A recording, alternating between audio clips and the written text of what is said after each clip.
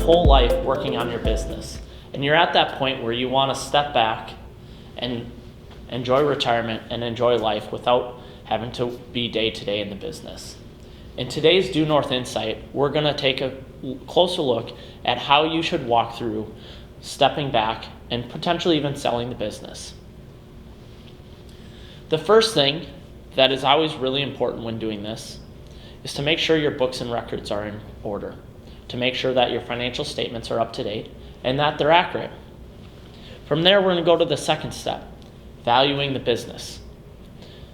It's important to understand how a business is valued, the multiples that are used in the industry, and what to expect when it comes to a sale. Once we have that valuation done, we're going to move to the third step. The third step is planning for this sale. And really, it's the most important step. Most of us have an idea of what our business is going to sell for. We also have probably kept up with our books and records. So how do we plan for selling the business? The biggest thing I tell the clients that we work with, the longer you have time to plan, the better we can plan. One of the biggest reasons for that is because we can plan ahead for tax loss harvesting. At some point, you're going to have a big sale. Usually it's going to be meaning your income is going to skyrocket in one single year because of the sale of the business. Well, if we've been planning ahead, we can minimize that tax impact.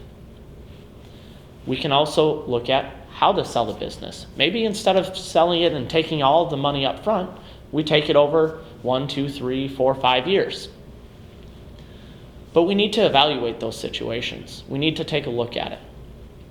Another thing that impacts how we're going to sell the business is, are we going to sell it on our own? Or are we going to hire somebody to advertise and market and sell it for us?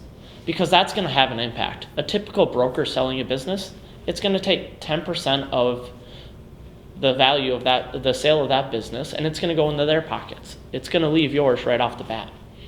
And the tax impact, as we kind of discussed already, is also a big one that is easy to overstate.